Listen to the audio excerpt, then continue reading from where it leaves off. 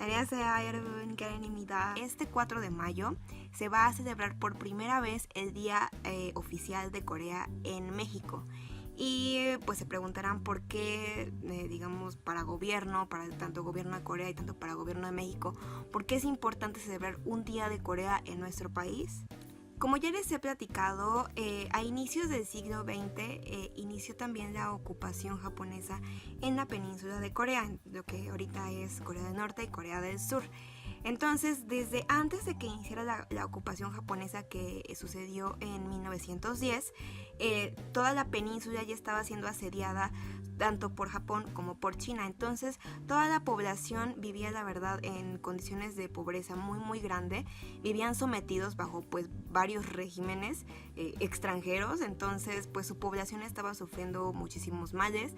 Había poco desarrollo, obviamente la economía estaba pésima y pues la población sí estaba viviendo en pésimas condiciones. Y pues, ¿qué es lo que estamos viendo, por ejemplo, ahorita que muchos países de Centroamérica, incluso México, que pues está viviendo todas estas crisis económicas? ¿Qué es lo que está haciendo parte de su población? Pues están migrando hacia otros países para tratar de encontrar mejores condiciones de vida. Y fue exactamente lo mismo que pasó en Corea en esos años. Para tratar, algunas personas trataron de huir del país o de migrar hacia otros países para poder ofrecer una mejor calidad de vida, ya sea tanto a ellos mismos o a su familia, si es que viajaban todos juntos o si dejaban familia todavía en Corea, para ellos tratar de como poder sobresalir o poder conseguir un poco más de dinero para poder regresar a Corea y pues darles una mejor calidad de vida a la familia que se les había quedado. Entonces, bueno, hubo muchísima migración de coreanos hacia distintas partes del mundo.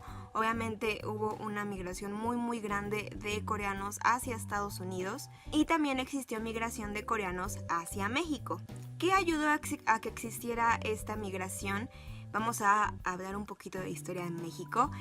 Como ustedes saben, en los periodos antes de la Revolución Mexicana estaba Porfirio Díaz y también la población mexicana estaba muy dividida, digamos que las clases sociales. O eras extremadamente rico y te movías en las altas clases sociales, o eras extremadamente pobre y vivías básicamente como un esclavo. Entonces, pues las condiciones de trabajo, las condiciones sociales, las condiciones económicas para estas personas que eran trabajadores, que eran obreros, pues eran pésimas. Y ahora, si estamos hablando acerca de las personas que se dedicaban a la agricultura o a toda la industria nequenera, que pues se desarrollaba sobre todo en la costa y en la península de Yucatán, pues las condiciones eran aún peores, porque la mayoría de los trabajadores que se dedicaban a la industria nequenera eran indígenas. Entonces, pues de por sí en estos tiempos los derechos de los indígenas, pues digamos que no son tan respetados. Ahora ya se imaginarán, hace más de 100 años pues era muchísimo peor, y pues los trabajadores vivían en pésimas condiciones. En ese tiempo también se desarrolló la Guerra de las Castas, que fue una rebelión de los indígenas para que se les dieran mejores condiciones de trabajo, y entonces muchas de estas haciendas, muchas de estas industrias se quedaron sin mano de obra. Entonces, ¿qué fue lo que hicieron los patrones, los dueños, para conseguir mano de obra?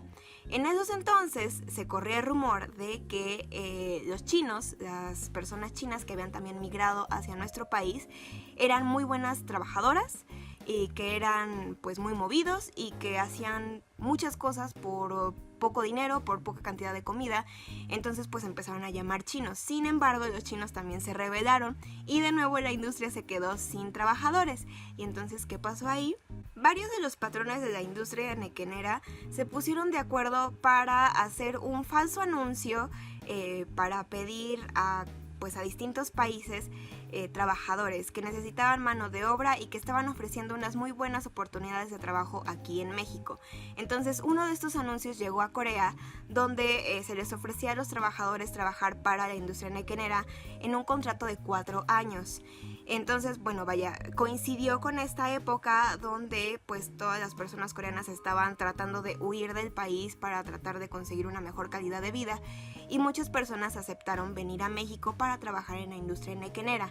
El 4 de mayo de 1905 llega a las costas de Salina Cruz, Oaxaca, el buque Ilford, y en ese buque venían 1033 personas coreanas que venían con todas las intenciones del mundo para venir a trabajar a la industria enequenera en nuestro país. De Salina Cruz se trasladaron a Puerto Progreso en Yucatán y ahí ya fueron distribuidos en distintas fincas para empezar a trabajar en la industria enequenera. Como les comentaba, el contrato solamente abarcaba 4 años. Sin embargo, era para que pues a finales de 1909 ya los coreanos estuvieran terminando como su periodo de trabajo aquí en México para regresarse a Corea o para moverse a cualquier otro país. Sin embargo, coincidió con los inicios, todos los preparativos de la Revolución Mexicana que ocurrió en noviembre de 1910, y también coincidió con el inicio oficial de la ocupación japonesa en Corea, que eso sucedió en agosto de 1910. Entonces definitivamente los coreanos se quedaron varados aquí en México, ya no tuvieron a dónde ir, ya no estaban protegidos por ninguna autoridad. Pues este contrato por el cual habían sido contratados pues tampoco ya no era válido porque el país era un caos, sobre todo para todas estas industrias que estaban tratando de salir de toda esta precarización. Entonces pues los coreanos tuvieron que quedarse en México. Y es por eso que el 4 de mayo es un día muy importante para todas las personas coreanas que residen en México.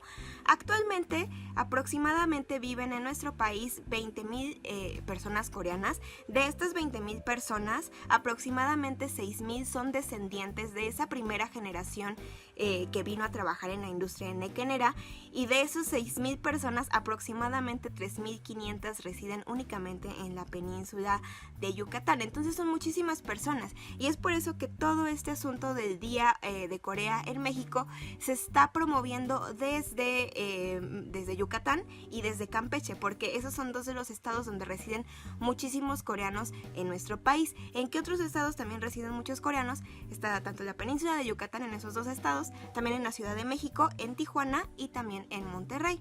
Entonces, ¿qué les parece este tema? ¿Ustedes sabían todo esto? ¿Sabían que pues habíamos tenido personas coreanas trabajando en la industria enequenera en nuestro país desde antes de la Revolución? Ojalá les haya gustado mucho y ojalá las celebraciones por este Día Oficial de Corea en México sean pues muy padres y pues se les esté dando la importancia que merece, porque pues aunque no sea como muy claro, dentro de nuestro contexto social de México convergen muchísimas culturas y convergen muchísimas razas. No nada más no somos nosotros que somos mestizos, sino también vinieron muchísimas otras culturas de diferentes países a lo largo de toda nuestra historia. Entonces todo eso nos va conformando como mexicanos. Pues ojalá les haya gustado mucho el tema y nos estamos viendo en próximos videos. Mexiqueseo.